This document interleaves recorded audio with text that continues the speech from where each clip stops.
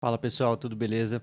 Eu sou o Bruno e esse é o Compilado MDC, um programa semanal da Liber TV onde a gente traz os melhores momentos do mínimo denominador comum para vocês. Ô Paulo, deixa eu te perguntar uma coisa.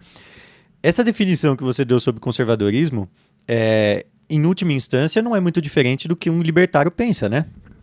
É que existem muitas vertentes do libertarianismo e algumas delas, lamentavelmente, rejeitam as ideias conservadoras.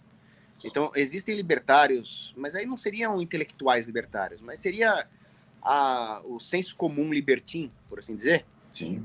Você fala, por exemplo, você não deve se entupir de droga. E ele responde, você está querendo impor regra na minha vida. Eu não estou querendo impor nada, eu estou falando que se entupir de droga não é algo virtuoso. E ele tem certeza que você está querendo dar uma de governo na vida dele. E eu ia falar justamente sobre isso. Há uns dias atrás eu conversei com uma pessoa e ela disse: virei libertário porque eu não quero ninguém mandando em mim. Mas não é assim que funciona. Isso não tem nada a ver com ser libertário ou não. Isso tem a ver com estar revoltado com os seus pais, sei lá, com alguma coisa assim. Então, o sujeito desse não pode nem procurar um emprego, porque ele vai ter um chefe. Exatamente. Quando você deixa um libertino, por exemplo, falar, não, eu vou cair nas drogas, é minha vida. O problema é que quando ele descobre que os vícios cobram um preço muito alto na sequência, e ele se vê jogado lá fumando crack na Cracolândia, ele pede que a coletividade tome conta dele, porque ele não consegue sair da prisão dos vícios. E aí começa o socialismo, porque ele quer o dinheiro dos outros para sustentar ele, o doente que caiu naquela armadilha dos vícios. O grande ponto é, nós temos que entender que na hierarquia do ser, nós não podemos servir a dois mestres. Nós servimos a Deus e todo o resto deriva disso. E quando nós servimos a Deus, nós estamos servindo Deus em batalha. Nós temos uma batalha contra a carne, contra o mundo e contra as tentações demoníacas. E quando se fala de batalha, se fala de agruras, de dificuldades. Se fala de uma situação onde é necessário fazer alguns sacrifícios. E é por isso que Aristóteles falava que não existe virtude sem a virtude da coragem, sem o enfrentamento, sem algum grau de desprazer. Por isso que eu tenho tanto desprezo pelas filosofias utilitaristas que dizem que o homem está aí, é um bicho, né? O Benta falava isso, é um bicho que está aí para minimizar a dor e maximizar o prazer. Realmente, o Benta está certo. Se nós fizéssemos isso, nós seríamos bichos. Isso é o que caracteriza um animal, uma besta. E se o homem, que foi dotado por Deus de faculdades superiores, se comporta como um bicho, a corrupção do ótimo não é o ruim, é o péssimo. Ele vai para baixo do nível de uma besta. Ele se torna uma criatura deplorável, imoral, sendo que um animal não. Um animal, ele é um animal. Ele não tem uma imoralidade nem uma moralidade no seu agir, né? Ou seja, onde é que eu quero chegar? Eu quero chegar no seguinte: o homem precisa se libertar. O animal não precisa se libertar. O animal, ele opera do jeito que ele tem que operar. O homem não.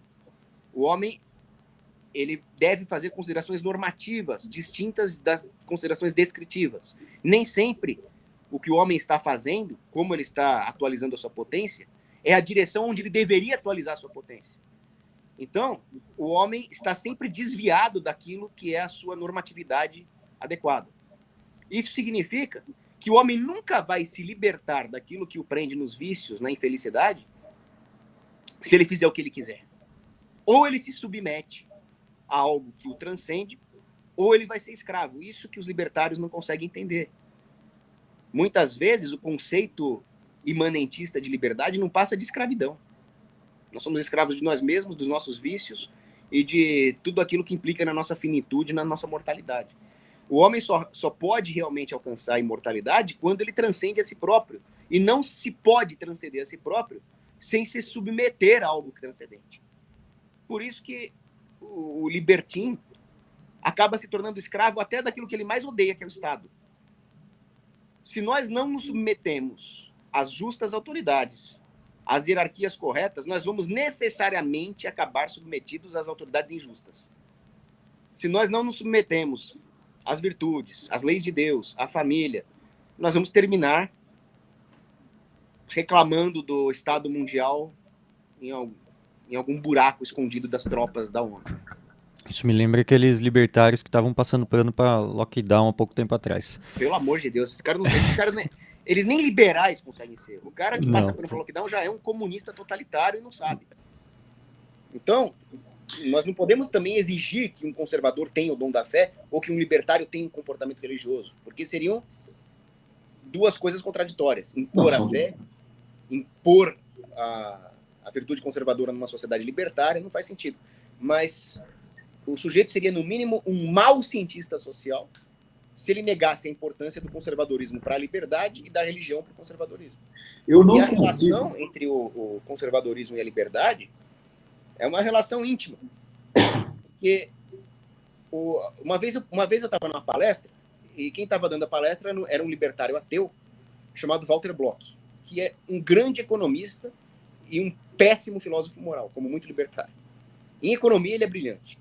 Mas ele estava falando de falhas de mercado e na época eu não era libertário ainda, eu defendia um Estado mínimo. E eu falei, professor Block, eu acho que eu identifiquei uma falha de mercado que você não vai conseguir refutar. Ele, qual? A existência do Estado é uma falha de mercado. Porque o mercado não conseguiu prover serviços de defesa contra a opressão estatal. E muitas vezes precisa ter um governo menor para declarar independência, etc. Ele falou, olha, eu não concordo com você, mas também não sei refutar. E depois de muito tempo eu pensei essa questão e cheguei à conclusão de que a existência do Estado não é uma falha de mercado. Ele é uma falha moral. Nós não podemos atribuir tudo à dicotomia mercado e intervenção. Existe o pecado original, pelo amor de Deus. Do pecado original para qualquer tipo de falha institucional, a existência do estupro, a existência do Estado, a existência do funk e ostentação, qualquer coisa ruim que você imaginar na humanidade, não é culpa do mercado ou da ausência de mercado, daquele ou do governo ou de outro governo. É culpa do homem que é pecador. Então, se o homem, o libertário, quer se libertar da opressão estatal, ele precisa pensar em como se libertar do vício e do pecado antes. Se foi o vício e o pecado que resultaram em algo tão injusto, tão opressivo quanto o Estado, então por que o libertário não teria que enxergar no conservadorismo que combate o vício e o pecado uma saída para a própria questão da existência do Estado? Existe, feito todo esse arcabouço que nós vivemos hoje, existe como sair dessa situação que nós estamos, de um Estado cada vez mais interveniente, cada vez mais falando como você deve como você deve respirar em público, como você... Sem entrar para a política, Paulo? Existe alguma maneira? Na verdade, eu diria que o esforço principal é fora da política. Ok. Isso que nós fazemos, disseminando ideias. Sim, porque a política, as instituições políticas, elas são causadas pelas instituições sociais. Então, antes das sociedades políticas, existe o casamento, existem os clãs, existem as famílias.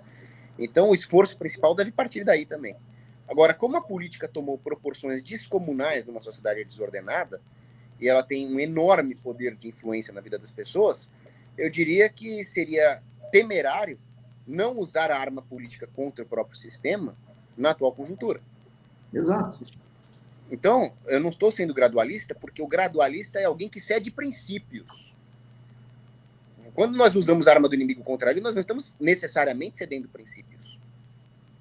Se eu, por exemplo, pego o uniforme do exército inimigo para me infiltrar lá dentro e praticar um ato de sabotagem contra um injusto agressor, isso é válido.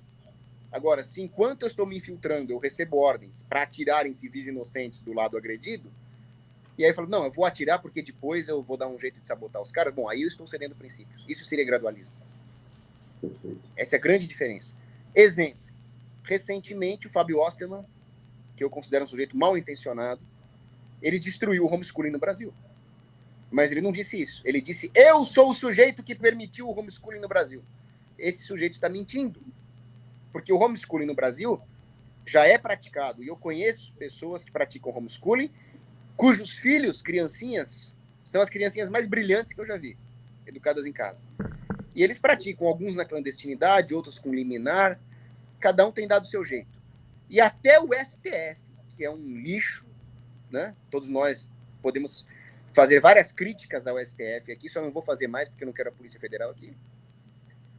Até o lixo do STF concluiu pela constitucionalidade do homeschooling, mas disse que não havia uma legislação que regulasse, porque sabe como é que é estatística, eles querem regular tudo.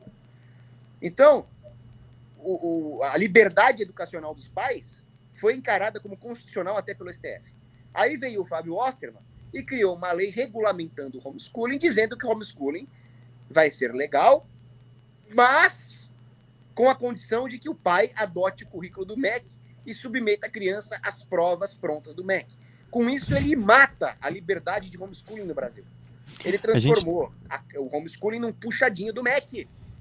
O que é isso? Isso é um gradualista da pior laia. Então, o Estado pode até fazer coisas boas. A sua existência é imoral, mas o Estado pode fazer coisas boas e às vezes ele até deve. Se o Estado, por exemplo, se junta e forma uma marinha de guerra na Santa Liga para evitar que os muçulmanos capturem Roma, tá aí. Os agentes estatais fazendo uma coisa boa. É claro que uma defesa privada seria mais eficiente, seria ética, etc. Mas é possível uma ação moral por parte do agente do Estado, sem dúvida. Concordo. Aí o Andrew Laganaro, acho que é o nome dele aqui, ele colocou... Meu amigo, ele. Abraço aí. É seu amigo? Ó, ele te acusou de uma coisa aqui, vamos ver se você concorda. Cogos. Sou fã tanto do Rafael Lima quanto seu, e vendo de fora, parece que agora sua posição sobre libertários na política se aproxima muito da dele. Acusação pesada, hein? Ser comparado ao Rafael Lima é uma acusação pesada.